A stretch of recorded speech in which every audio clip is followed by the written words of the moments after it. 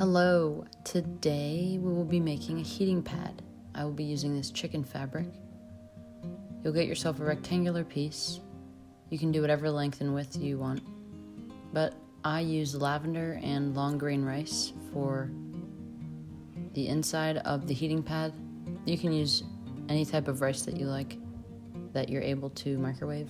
Some people use beans as well, but I just use rice.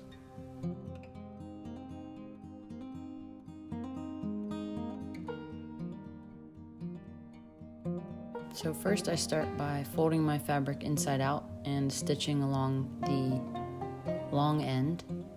I just do a straight stitch here. And my table is not very sturdy, so my machine was shaking a lot, but we got to the end of it there. Then after I do the long stitch, I close off one of the ends because we're going to leave one of the other ends open to pour the rice into.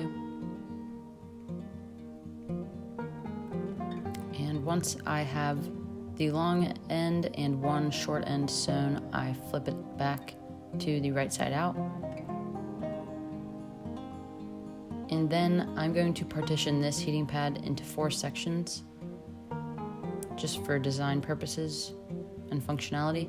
So I fold it into the quadrants, and I'm going to sew along each fold about 3/4 of the way down. We don't want to sew all the way down because we want the rice to be able to pour into each section.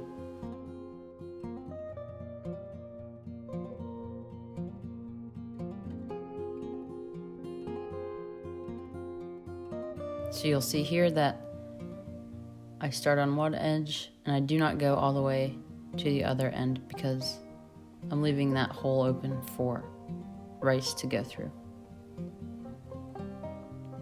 And I do that for all 3 stitches to create those 4 sections. And for all the stitches in this project, I just use a straight stitch. And I do go back and reinforce some of them just to make sure as the heating pad is being used, it doesn't weaken. Once we have all those 3/4 stitches done, then we can start to pour the rice in. And since you only sewed down 3/4 of the way, there is a section for the rice to go down all the way to the bottom section.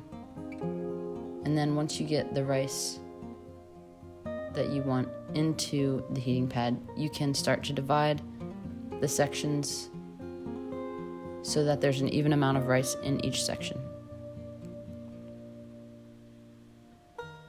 Once you have that, you can sew off the other short end that we left open because we are done filling it with rice. I did, in fact, forget to put the lavender in, so it's not going to smell good.